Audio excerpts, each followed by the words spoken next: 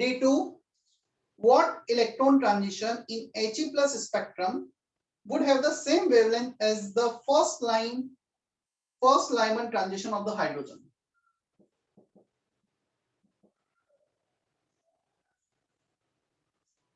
तो ये first line की बात कर रहे हैं। यस, देखो हमें बोल रखा है हाइड्रोजन में फर्स्ट लाइन मतलब 2 to 1 ट्रांजिशन, लाइमन सीरीज का फर्स्ट लाइन 2 to 1, तो कौन सा लाइन हीलियम प्लस में सिमिलर होगा? Which transition has same wavelength, same energy as of first line of Lyman series of hydrogen? चलो फॉर्मूले पे चले जाते हैं, देख लेना ना। 1 by lambda equal to r, atomic number is 1, 1 by n1 square minus 1 by n2 square, r atomic number is 2, z square 1 by n1 square minus 1 by n2 square. I have to find out n1 and n2, ये r cancel, यहाँ पे 1 by 1 square minus 1 by 2 square बचा, ये 1 square है, that is 1, 2 को अंदर लेके चले जाओ, 2 by n1 square minus 2 by n2 square. अब कंपेयर कर लो, ये दोनों सेम होने चाहिए, ये दोनों सेम होने चाहिए, क्लियर? जब तुम इन दोनों को इक्वेट करोगे, n1 का वैल्यू 2, इन दोनों को इक्वेट करोगे, n2 का वैल्यू 4 आ जाएगा।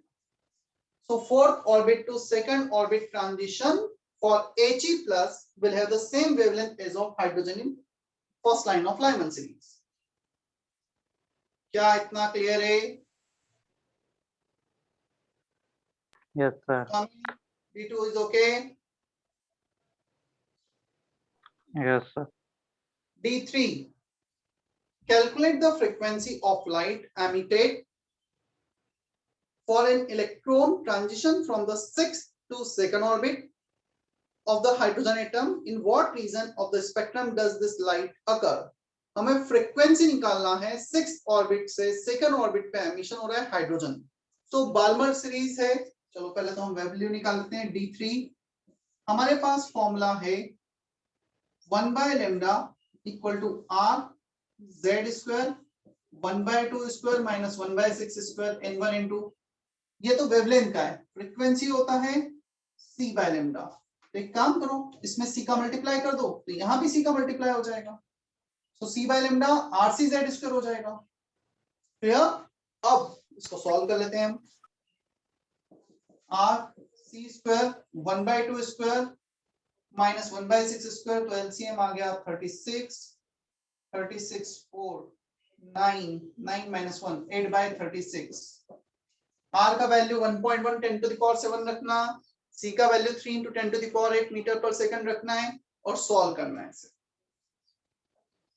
क्या थर्ड क्वेश्चन हो जाएगा?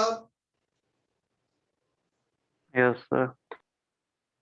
और किस रीजन में आएगा? Visible region, Balmer series. Balmer series visible region. Sir वहाँ सी स्क्वायर कैसे आया? क्या? हाँ सी स्क्वायर नहीं, सी आएगा, इट शुड बी सी, वो 1 स्क्वायर था, जेड स्क्वायर था। D4 किसी का भी डाउट नहीं है ना? D5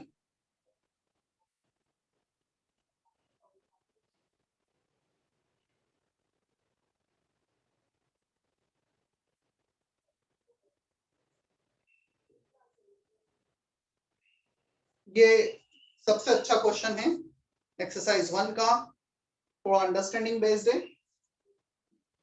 D5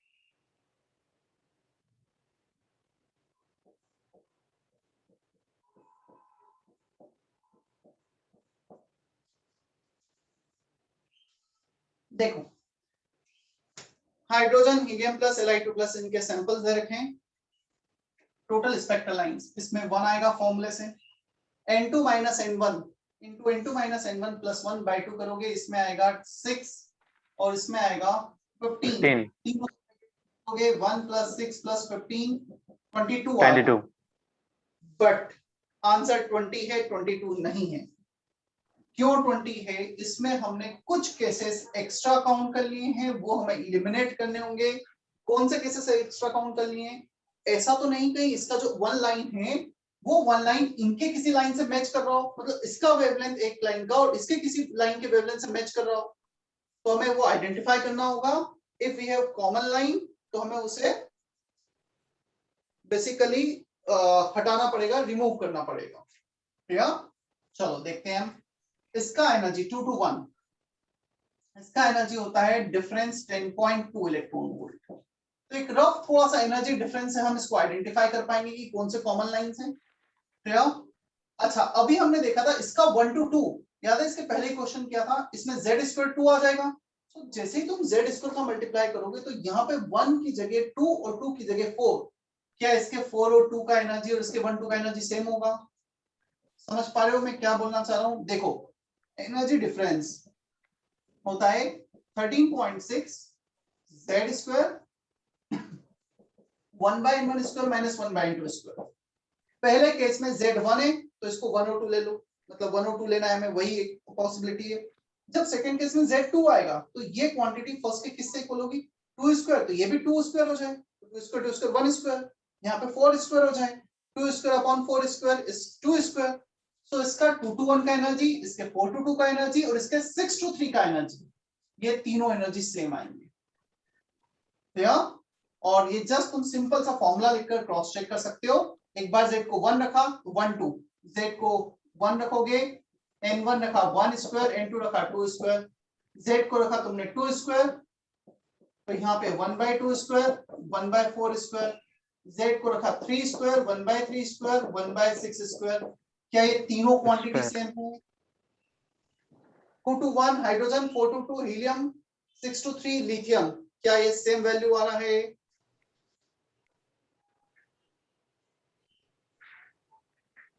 समझ में आ रहा है इतना? तो ये तीनों लाइन का वेवलेंथ सेम है, तो हमने इन तीनों को 3 बार काउंट किया, करना था एक ही बार काउंट, तो दोनों को जो डबल काउंट कर लिया, एक को 3 बार काउंट किया, उसमें से -2 कर दिया। क्लियर? इसके अलावा now you can try some more thing कि क्या इसमें और भी कोई कॉमन लाइन है, तो इसका 1 2 और इसका कोई क्रॉस चेक कर लो इसी फॉर्मूले में, तो इसका कोई भी वैल्यू फिट नहीं होगा। एक रफ आइडिया में लेना होगा, क्रॉस चेक करना होगा। तो इसका 2 to 1 का और इसका ऐसा कोई भी वैल्यू फिट नहीं होगा। क्लियर? 4 to 1 का, 3 to 1 का ऐसा कुछ भी वैल्यू फिट नहीं होगा, सिर्फ 4 to 2, 6 to 3 सेम है। सो फाइनल आंसर 20 आ जाएगा। This are the common lines. 3 बार काउंट कर लिया है, उसे 2 बार एलिमिनेट करना होगा, एक ही बार काउंट करना होगा। इसलिए D5 अच्छा क्वेश्चन था, बेसिक अंडरस्टैंडिंग होना जरूरी है इस क्वेश्चन को करने के लिए। सर आप डिफरेंट वेवलेंथ ऐसा पूछना चाहिए था ना। तो डिफरेंट वेवलेंथ्स, वो ये जो फॉर्मूला है n2 n1 into n2 n1 plus 1/2 different wavelengths का ही है, तुमसे डिफरेंट वेवलेंथ्स ही पूछते हैं। नहीं तो हाइड्रोजन के मेरे पास, जस्ट मैं एग्जांपल तो 1 ग्राम सैंपल है, 1 ग्राम मतलब एवोगैड्रोस नंबर ऑफ सैंपल, तो मुझे 6 × 10⁻23 वेवलेंथ्स फोटॉन्स मिलेंगे। तुमसे नंबर ऑफ फोटॉन्स थोड़ी पूछा है, number of lines means number of wavelengths, कितने अलग-अलग वेवलेंथ्स मिल रहे हैं। समझ में आया? नहीं तो ये भी कोई एक ही एटम थोड़ी कि एक ही मिल रहा है, इसमें भी तो एवोगैड्रोस नंबर ऑफ एटम्स है। Got it?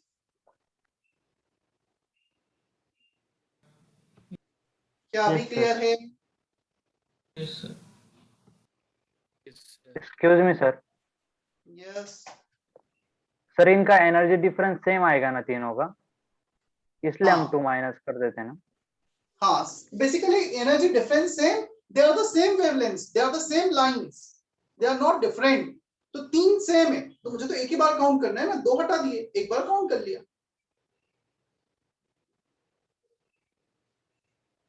Is that okay now? Yes sir.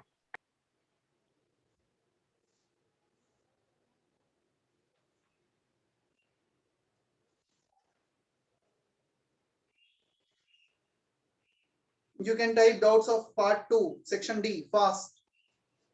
Exercise 1, part 2 doubts.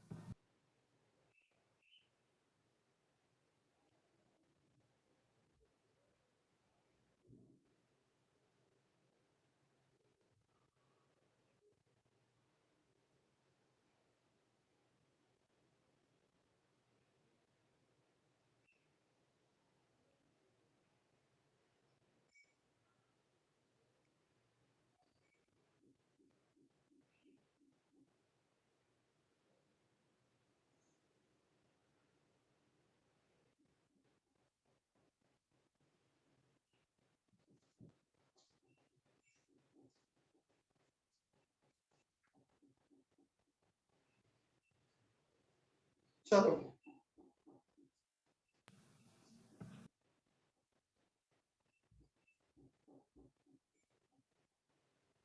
Part 2 D6 D7 D1 D2, ठीक है, जिस ऑर्डर में चेक बॉक्स में मैं उस ऑर्डर में कर रहा हूँ, सब भी पिक्चर हो जाएंगे। D6, suppose that a hypothetical atom gives a red, green, blue and violet line spectrum which jump according to the figure would give of the red spectral line. हमें 4 लाइंस दे रखी हैं, उनके डिफरेंट कलर्स दे रखे हैं और पूछा red कौन सा कलर होगा। Can we say that red colour has minimum energy? क्या हमें इतना पता है? Yes sir. Yes sir. Red colour का यदि मिनिमम एनर्जी है तो 2 to 1, 4 to 1, 3 to 1, 3 to 2, सबसे कम एनर्जी इनमें से किस लाइन का दिख रहा है? 3 to 2. भूमिका 3 to 2। भूमिका 3 to 2 का सबसे कम एनर्जी है क्या एनर्जी डायग्राम में? Yes sir. हमें एनर्जी डायग्राम के रफ वैल्यू पता होने चाहिए। 1 to 2 energy difference 10.2 z square, 3 to 2 energy difference 10.2 z square के बाद फिर वो होता है 1.89, देन 0.6 0.55, मतलब वो डिफरेंस एक रफ आइडिया होना चाहिए, एनर्जी वैल्यू पता होना चाहिए 4 5 तक बस। तो इसका आंसर हो गया D6 का 3 to 2, minimum energy maximum wavelength for red light. और इसमें सबसे ज्यादा एनर्जी होगा विबग्योर वायलेट का, तो वायलेट होगा 4 to 1। अभी क्लियर है 4 to 1? D6? Yes sir. D7, the difference between the wave number of first line of Balmer series and last line of Parsons series, wave number का difference मतलब 1 by lambda का difference। चलो हम दोनों का 1 by lambda लिख लेते हैं और difference ले लेंगे।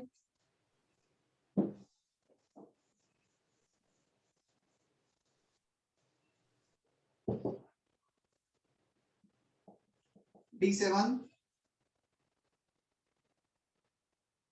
1 by lambda first line of Balmer series, so first line of Balmer series means 3 to 2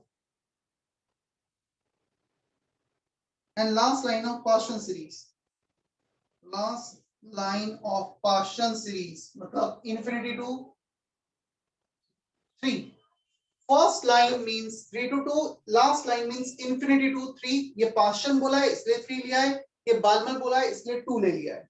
क्या इतना हमें समझ में आता है? ये क्वेश्चन में पूछा गया है. यस चलो सर. पे लिथियम का एटॉमिक नंबर 3, इसके लिए लिख रहे हैं पहले r z square 1 by n1 square minus 1 by n2 square. n2 is 3 here, minus r z square 1 by n1 square minus 1 by n2 square. So n1 into 2 and 3, n1 into 3 and infinity. ये वाला part 0 हो गया. Clear? Solve कर लेते हैं आगे. r into 3 square, ये common आ गया 9r. बचा क्या? 1 by 4 minus 1 by 9 minus 1 by 9, तो माइनस 2 by 9 बच गया. क्लियर? चलो 9 को अंदर मल्टीप्लाई कर दो. 9 by 4 minus 9 9 cancel 2, so 4 minus 4 into 2 8, 9 minus 8 1 by 4. r by 4 is the final answer. किस फॉर्मेट में दे रखा है आंसर? हमें कैलकुलेट करना difference. r by 4 is the final answer. क्या ऑप्शन कोई ऐसा? D option. Option D. Clear? Krishna, Bhumika, Sudarshan. Yes sir. Yes, yes sir. Sir. चलो इसके बाद D1.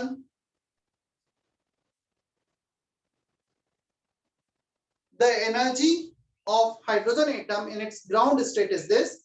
वो तो हमें पहले से भी पता है. Nothing is special. The energy of the level corresponding to n equal to 5. हमें फिफ्थ ऑर्बिट का एनर्जी पूछा है.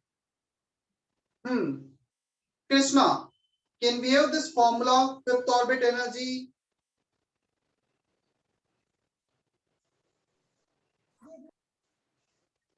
फिफ्थ ऑर्बिट का एनर्जी का formula -13.6 z square by n square. वैसे तो हमें डायरेक्ट यस पता सर. होना चाहिए. Square by square. 0.54. तो डायरेक्ट कितना आंसर आ जाएगा?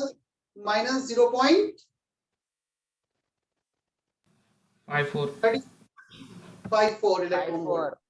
-13.6 by 25, 5 का स्क्वायर हो जाएगा. अभी ये कृष्णा,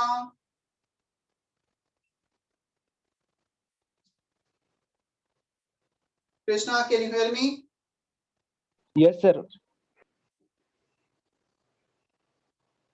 इसके बाद है D2. The wavelength of a spectral line for an electronic transition is inversely proportional to the wavelength of a spectral line, number of electron undergoing transition, the nuclear charge, the velocity of the electron.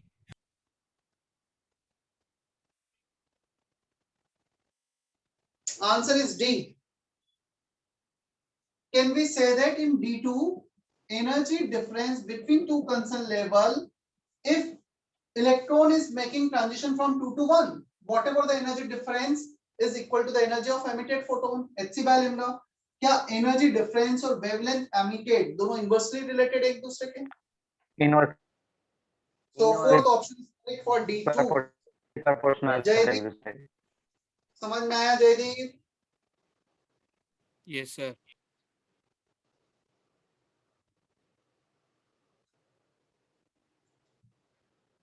Then D3.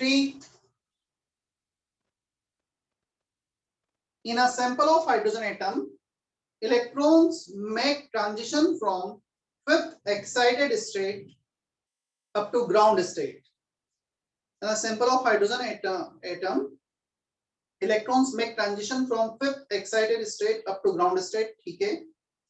Producing all possible types of photons. Then the number of lines in infrared region. Fifth excited state मतलब 6 orbit, 6 5 4 3 2 1. So यदि electron कहीं से भी 2 पे jump करेगा तो ये क्या होगा? ये होगा बाल्मर सीरीज, विजिबल रेंज, विब्ग्योर. यहाँ पर लाइमन सीरीज, यूवी रेडिएशंस. तो ये वाले सारे रेडिएशन 6 और 3 के बीच में इंफ्रारेड में आएंगे. सो 6 और 3 के बीच में जितने भी ट्रांजिशन होंगे. Clear? n2 - n1, n2 minus n1 plus 1 by 2. So 4 3s are 12 by 2, 6 is the answer for D3. Yes, sir. Yes, sir.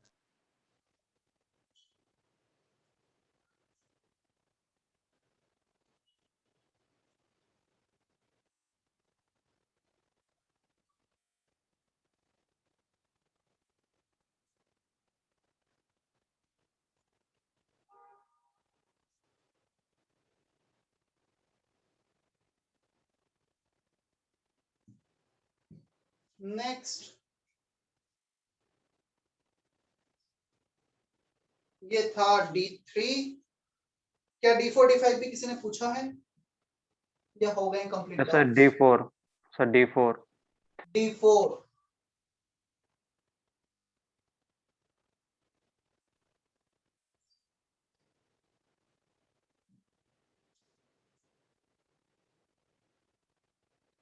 Total number of lines in Lyman series of hydrogen spectrum will be D4. Total number of lines in Lyman series of hydrogen spectrum. N is the number of orbit. चलो ये मैं 4 ले लेता हूं just for example. N को Lyman series तब define होता है जब मैं 1 पे आ रहा हूं. 4 to 1 एक option, 3 to 1 second option, 2 to 1 3 option. When upper orbit is 4, the number of lines in Lyman series 4 to 1, 3 to 1, 2 to 1. बाकी 4 to 3 तो लाइमन में काउंट होगा नहीं, 4 to 2 तो लाइमन में काउंट होगा नहीं. Answer will be n minus 1. nth orbit से डी एक्साइट हो गए, सो n minus 1 लाइंस मिलेगी लाइमन सीरीज में. वही मुझसे बाल्मर में पूछा जाता ना कितनी लाइंस बाल्मर में होगी, 4 to 2, 3 to 2. So n minus 2 answer में रिपोर्ट करता है इसको. N minus 2. N minus 2. Clear है अभी ये question? D4 is okay. Yes, sir. Yes, और sir. D5 is similar to D4. यदि D5 भी किसी का डाउट है तो सिमिलर क्वेश्चन है, खुद से ट्राई करना. फिर क्या इतना क्लियर है सभी को? Yes, sir. Yes. Yes, sir. क्या एक्सरसाइज 2 से भी होमवर्क था? Yes. Yes, sir. डिस्कस करना है ना, होमवर्क डाउट्स है नहीं है?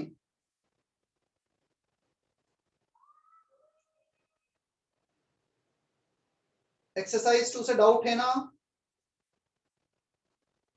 चलो एटलीस्ट एक्सरसाइज 2 पार्ट 1 उतना कर लेते हैं, हम ज्यादा नहीं करते हैं, या मैं छोड़ू नेक्स्ट टाइम के लिए? आज काफी कुछ क्वेश्चन डिस्कस हुए तो उसके बाद फिर से ट्राई करूंगा. नेक्स्ट टाइम ले लो ना, कल सॉल्विंग रखा था ऐसा, कल क्लास था आपके लिए. चलो ठीक है, कल क्लास था, तुमने आज तक नहीं किया, मैं ठीक है नेक्स्ट टाइम ले लेता हूँ. फिर मैं अभी कंटिन्यू करता हूँ. Okay, sir. हमने ड्रॉबैक्स कर लिए थे बोर्ड्स मॉडल के. यस सर, आपने बताया था लिखने के लिए. बोले थे. Yes, sir. आपने फोटो भेजी. होप लिख लिया होगा सभी ने. अभी के लिए याद रखना है बस वो जीमान इफेक्ट, स्टार इफेक्ट, जितना लिखा है उतना ध्यान रखना है अभी के लिए.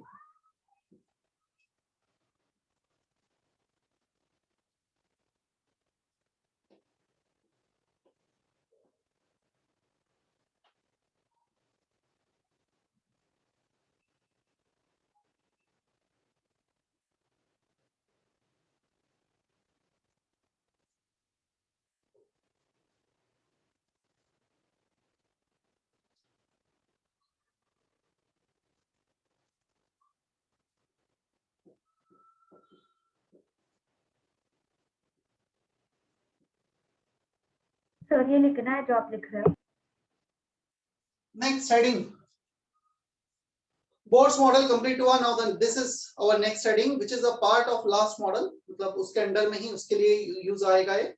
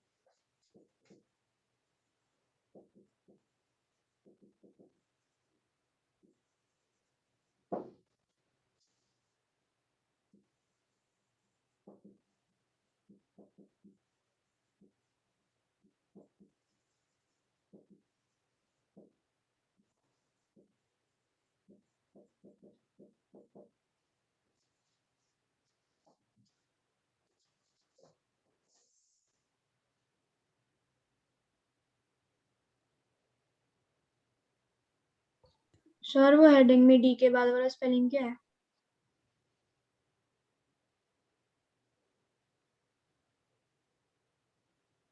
इसके बाद क्या लिखा है फिर से सर बोलो। ब्रोगली है ना? वो डी के बाद वाला स्पेलिंग क्या है हेडिंग में? डी ब्रोगली, BROGLIE दिख रहा है नहीं दिख रहा है? ब्रोगली, सर मोगली में एम हटा के BR लगा दिया है, ब्रोगली। सर इट के बाद क्या स्पेलिंग लिखा है? हाँ आपने जो फर्स्ट सेंटेंस लिखा है ना उसमें इट के बाद क्या लिखा है? यार इतनी गंदी राइटिंग तो नहीं है मेरी। इट डिस्क्राइब्स,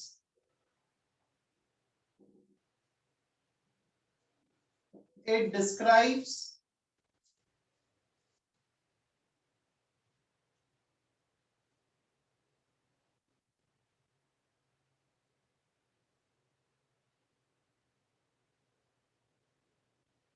सर ये भी सिंगल इलेक्ट्रॉन एटम के लिए।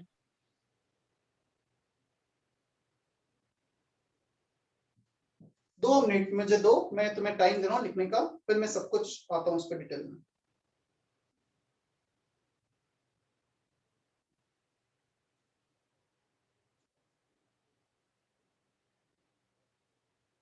डन।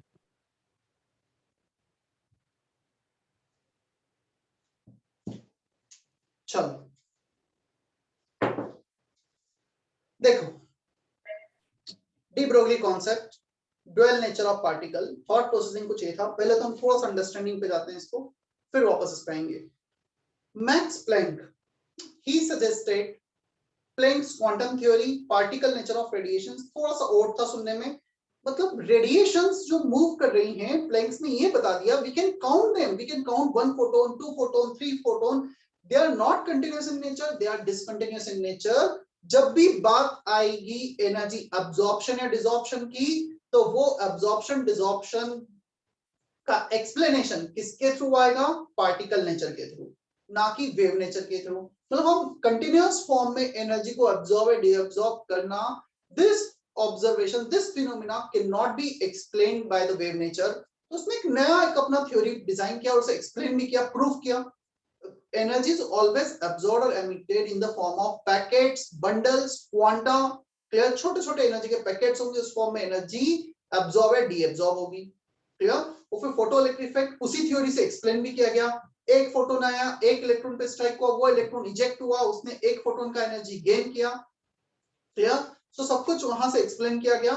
सो अब डी ब्रोगली आया उसके कुछ सालों के बाद। डी ब्रोगली ने सोचा जब रेडिएशंस के 2 नेचर हो सकते हैं, एक तो वेव नेचर जो था ही सही, जिसका वेवलेंथ था, उसका एम्पलीट्यूड था, उसका फ्रीक्वेंसी थी। अब उसका पार्टिकल नेचर आ गया जिसमें हम उसके 1 क्वांटा, 2 क्वांटा, 3 क्वांटा कुछ नंबर्स डिफाइन कर पा रहे हैं, डिस्क्रीट बता दिया उसको। Then why can not any particle can have dual nature? जब रेडिएशन वेव हो सकते हैं, पार्टिकल हो सकते हैं, तो पार्टिकल के 2 नेचर क्यों नहीं हो सकते? एक तो पार्टिकल हम काउंट कर रहे हैं, हम मास डिफाइन कर रहे हैं, मोमेंटम डिफाइन कर रहे हैं, at the same time why they can not have wave nature? वो वेव जैसा क्यों भी हम नहीं कर सकते? समझना, थोड़ा सा और डेप्थ में हम देखें। Radiations can have wave nature as well as particle nature. वो तो पार्टिकल नेचर बाद में आया, बट एग्जिस्ट तो जब से यूनिवर्स है तब से कर ही रहा है वो। हम ये भी तो बोल सकते हैं कि वो पार्टिकल है और उसका वेव नेचर है रेडिएशन का। तो जब रेडिएशन से हम वेव से पार्टिकल पे हैं, तो पार्टिकल से वेव पे क्यों नहीं जा सकते हैं? So any particle which is moving with some velocity, it always move in the form of wave. वो हमेशा वेव के फॉर्म में मूव करेगा, ऐसा सजेस्ट किया डी ब्रोगली ने। क्लियर? और इसका मतलब ये है, डी ब्रोगली ने सजेस्ट किया, वो जब एक ट्रेन जब नासिक से मुंबई जा रही है, तो वो ट्रेन स्ट्रेट पाथ में ना जाके वो वेव के फॉर्म में जा रही है, and it is actually correct. But वो ट्रेन इतनी बड़ी है, उसका वेव नेचर ऑब्जर्व करना प्रैक्टिकली हमारे लिए फिजिबल नहीं, उसका वेवलेंथ बहुत कम होगा, जिससे पता करना मुश्किल है थोड़ा। क्लियर? बट यदि हम बात करें दूसरे पार्टिकल्स की, बहुत छोटे पार्टिकल्स की, इलेक्ट्रॉन की, प्रोटॉन की, न्यूट्रॉन की, so they move in the form of wave. ये हमारे पास कुछ एक लेट्स से एटम है, न्यूक्लियस है। सो हाइड्रोजन, बोर्ड थ्योरी ने बोला electron is moving in the circular path. De Broglie ने बोला वो सर्कुलर पाथ में मूव नहीं करेगा, वो वेव के फॉर्म में मूव करेगा। वो मूव करेगा कुछ इस मैनर में। सो बजाय सर्कुलर पाथ में मूव करने के, वो वेव के फॉर्म में मूव कर रहा है, अप डाउन मोशन। क्लियर? सो समझ में आ रहा है एग्जैक्टली क्या थ्योरी थी? अभी क्वेश्चन तुम ये भी रेज कर सकते हो, उसे बोल तो दिया, बोलने के तो हम भी बोल देंगे उसका क्या है, कैसे प्रूव किया, कैसे एक्सप्लेन किया गया, तो वो भी हम देखेंगे। So basic concept is it describe wave nature of moving particle. Rest में नहीं होना चाहिए, रेस्ट में होगा तो मैं कैसे वेव बताऊंगा उसे। क्लियर? मूविंग पार्टिकल होना चाहिए। Significant for small particles like electron, proton, neutron, atom, है तो सबके लिए वैलिड। ट्रेन के लिए एक मैं क्रिकेट बॉल फेंकूंगा, वो भी वेव के फॉर्म में मूव करेगी, बट सिग्निफिकेंट नहीं है उतने बड़े पार्टिकल्स के लिए। छोटे छोटे पार्टिकल्स के लिए सिग्निफिकेंट है। क्लियर? क्या अभी क्लियर है? जितना बोर्ड पे लिखा है उतना? Yes sir. सर हम बड़े पार्टिकल का क्यों आइडेंटिफाई नहीं कर सकते? मतलब जो हर एक पार्टिकल ऐसी मूवमेंट करता है ना,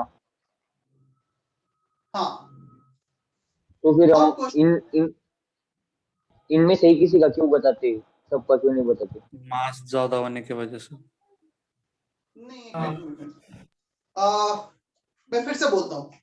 जब भी कोई पार्टिकल मूव कर रहा है, चाहे वो इलेक्ट्रॉन हो, चाहे प्रोटॉन हो, चाहे न्यूट्रॉन हो, चाहे ट्रेन हो, चाहे क्रिकेट बॉल हो, चाहे हम हो, जब भी हम मूव करें, हम वेव के फॉर्म में मूव करेंगे। बट हमारा वेव नेचर, ट्रेन का वेव नेचर, क्रिकेट बॉल का वेव नेचर बहुत कम होगा, हम अपने आईज से उसको ऑब्जर्व नहीं कर पाएंगे, तो बहुत कम सिग्निफिकेंट होगा। बट यदि हम बात करें इलेक्ट्रॉन, प्रोटॉन, न्यूट्रॉन की, उनका वेव नेचर ज्यादा होगा, क्योंकि छोटे पार्टिकल्स। अब क्वेश्चन ये रेज हो सकता है, हमें कैसे पता किसका ज्यादा किसका कम? तो मैं डिराइव कर रहा हूँ। क्लियर है सभी का? बट प्रैक्टिकली किसके लिए सिग्निफिकेंट है? वो छोटे छोटे पार्टिकल्स के लिए, एटम के ऑर्डर में चले जाएं तब। डी ब्रोगली ने मतलब अपनी, थोड़ा सा मुझे और बोलने दो, शायद फिर तुम डाउट पाना तो शायद क्लियर हो पाएगा। डी ब्रोगली ने अपनी एक इक्वेशन सजेस्ट की, और अपनी इक्वेशन सजेस्ट की दो दूसरे साइंटिस्ट की इक्वेशन लेकर। Energy of any particle equal to mc², energy of photon hc by lambda। अब फोटोन क्या है? पार्टिकल है, it is a part of a particle of a bundle of radiations, energy का बंडल है। ये भी एनर्जी और मास का रिलेशन, ये भी एनर्जी और वेवलेंथ का रिलेशन। सो एक है आइंस्टाइन इक्वेशन, एक है Planck's theory, both are correct, अपनी जगह पे दोनों सही थी। प्लैंक्स ने इन दोनों को मिक्स कर दिया, दोनों एनर्जी है। चलो, mc² equal to hc by lambda, 1c will cancel out, ये आ गया h upon m into c। सो lambda आ रहा है हमारा h upon m into c, mass of photon, velocity of light, velocity of photon। So mass into velocity कुछ पढ़ा क्या physics में? क्या होता है? Momentum. Momentum. Momentum. P. P. So ये इक्वेशन किसके लिए डिराइव हो गई? फोटोन के लिए। फोटोन क्या है? Particle. Why we can not use this equation for other particles?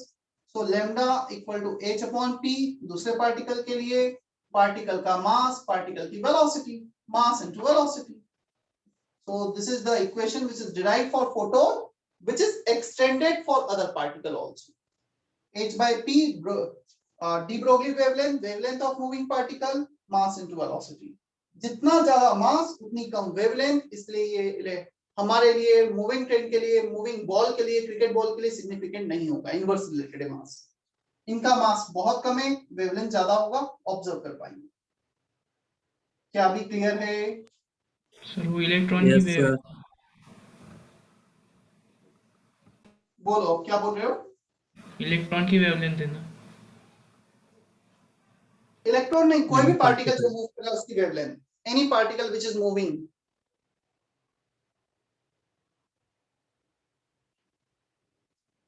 हाँ सर।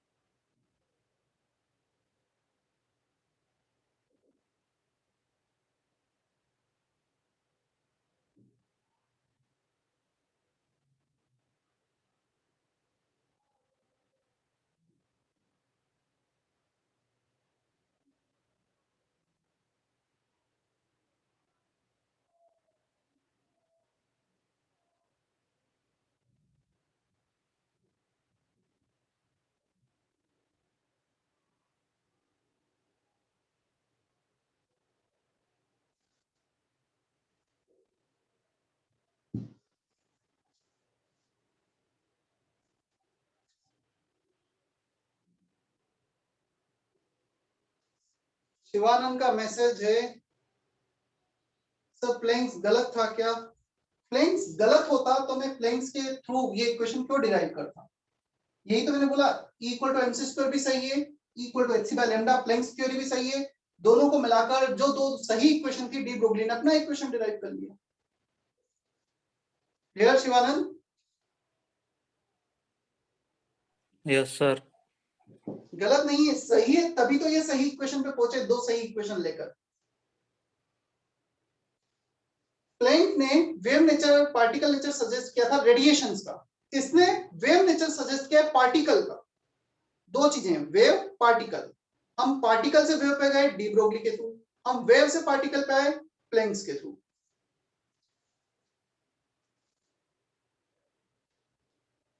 कुछ और इक्वेशन है यहाँ पर। काइनेटिक एनर्जी कितना होता है? हाफ एम वी स्क्वायर होता है। Half m v square. Half m square. एक काम करो, यहाँ पर m और यहाँ पे m का मल्टीप्लाई करो, 2m का दोनों तरफ मल्टीप्लाई करो, 2m 2m 2m के कितना आ रहा है? ये 2 cancel, m square v square क्या होता है? क्या m इंटू v मोमेंटम का स्क्वायर होगा? Momentum. Yes sir. Right, momentum is under root 2m K, under root ले लिया। Is that okay? Yes sir.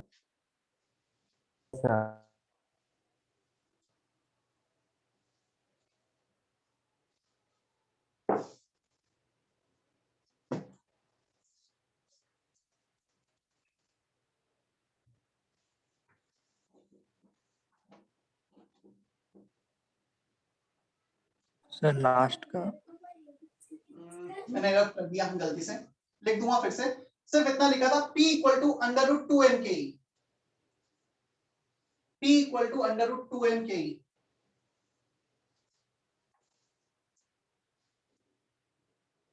Okay sir.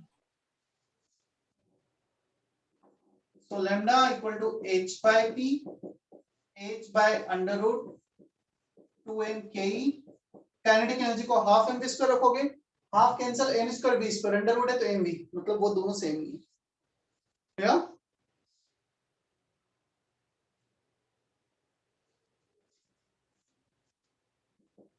h upon under root 2m qv। क्या हमने ये भी पढ़ा है कहीं? Kinetic energy charge into potential difference होता है, कहीं पढ़ा है हमने? Stopping Yes, potential. So this is potential difference।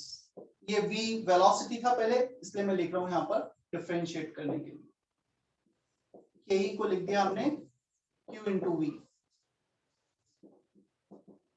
पता है ये चार्ज यदि इलेक्ट्रॉन है, h upon 2m electronic charge into potential difference, h constant, mass of electron constant, e constant. तो ये इक्वेशन कन्वर्ट हो जाएगी इसमें, सारे कांस्टेंट का वैल्यू रख दोगे,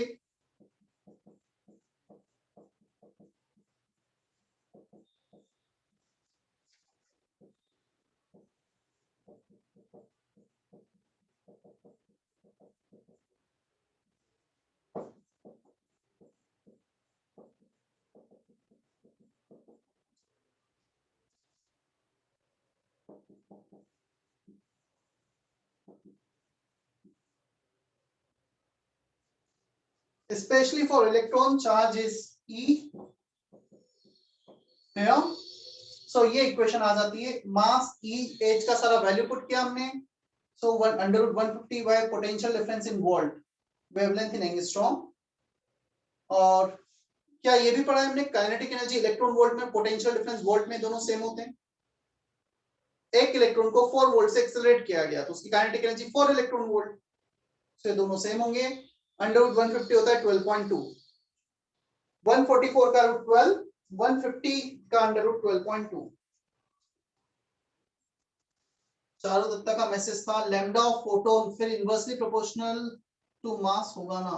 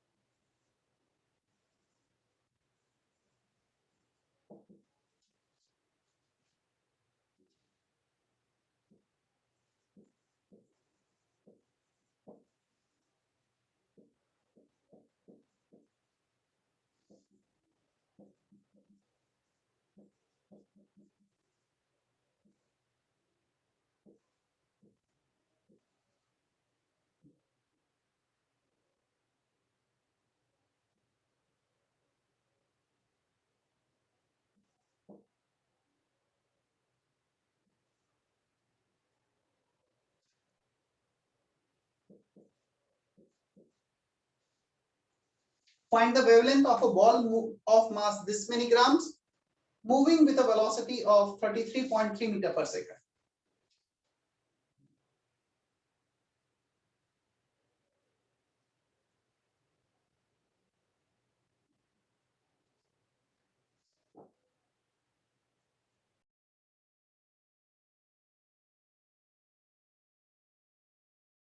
सर इक्वेशन सर में फॉर इलेक्ट्रॉन में v वेलोसिटी क्या अभी, क्या वो भी पोटेंशियल डिफरेंस है? क्या बोल रहे हो, फिर से बोलो। सर फॉर 1 इलेक्ट्रॉन के लिए जो आपने लिखा है lambda is equal to, sir उसमें v पोटेंशियल डिफरेंस ही है या फिर वेलोसिटी है? ये वाला भी ऊपर ऊपर ऊपर ऊपर सर, ऊपर सर, ये लैम्बडा वाला सर, इलेक्ट्रॉन के नीचे। अरे वही, इसी को तो मैंने क्यू को ई लिखा है, दोनों सेम ही तो रिलेशन है। 2m क्यूवी, क्यू की जगह ई लिख दिया है बस। सर मास की मैग्नीट्यूड क्या है? लिखा है ना, पढ़ो तो सही। हाँ मास सर, कितना दिया है, 200 ग्राम। इक्वेशन में भी ग्राम में होगा। ये तो तुम दिमाग लगाओ, मैं बताऊंगा फिर। 1.003 into 10 to the power minus 34। 2 minute दे रहा हूँ, पहले सॉल्व करो, बताता हूँ फिर मैं।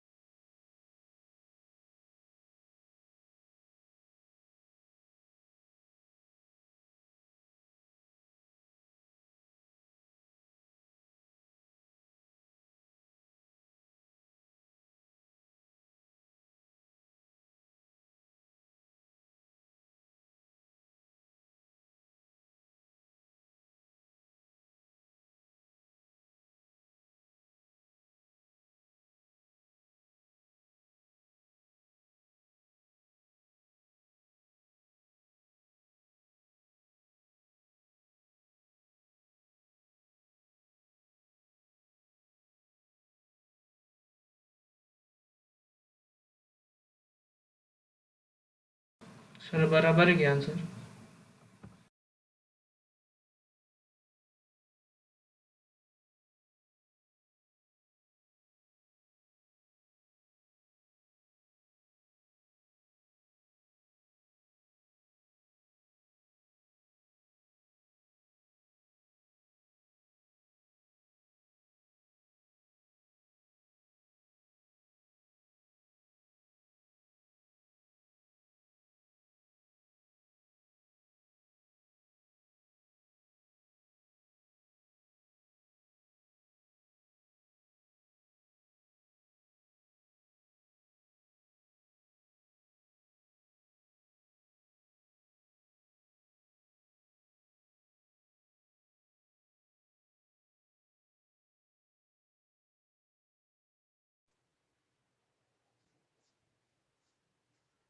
चलो देखते हैं हम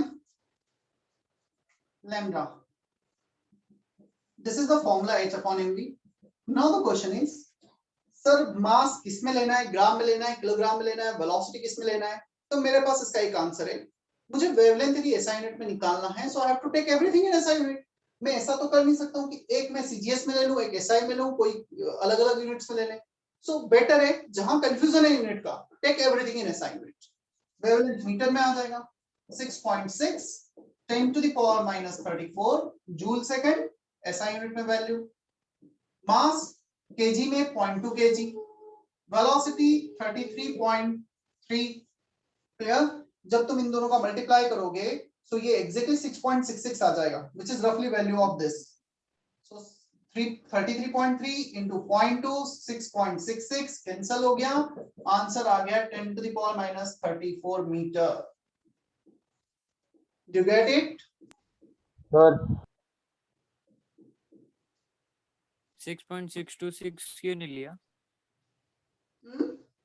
6.626 क्यों नहीं लिया सर? हाँ 6.626, चलो 6.63. क्लियर? तो ये आ रहा है हमारा 6.66 6.63 अप्रोक्सीमेटली कैंसिल. सर 0.2. बोलो. Sir yes. अगर जो वेवलेंथ है वो एंगस्ट्रॉम में होता तो फिर हम मास को क्या लेते? मैं ऐसा मेरे पास कोई यूनिट नहीं कि मैं यहाँ पे वेवलेंथ को एंगस्ट्रॉम में लूं और यहाँ पर एच और एम और वी का मेरे पास अलग अलग कोई ऐसा कॉम्बिनेशन यूनिट का. I can not use metre में कन्वर्ट कर लेंगे सर. एक minute, I cannot use some random combinations. Yes, sometimes I do have formulas like this. तो जो फॉर्मूले हैं इन प्रॉपर यूनिट्स में वो मैंने लिख दिए. अब ऐसा हर केस का मेरे पास अलग अलग फॉर्मूले नहीं है. तुमसे पूछा गया एंगस्ट्रॉम में, तो ये तो मीटर में आ गया, और ये मीटर से एंगस्ट्रॉम में जाने में कितना टाइम लगेगा? -24 into 10 to the power minus 10 metre. इसको दो पार्ट में ब्रेक किया और ये एंगस्ट्रॉम होता है 10 to the power minus 10 metre. तो ये आंसर आ गया एंगस्ट्रॉम में. तो मीटर में निकाल दिया और एंगस्ट्रॉम में उसको कन्वर्ट कर दिया, जो आईटीसी में पढ़ा था. और आईटीसी का यहाँ पे मोल एटॉमिक में भी हमने पढ़ा था. फिर unit length conversion wave characteristics में. क्लियर?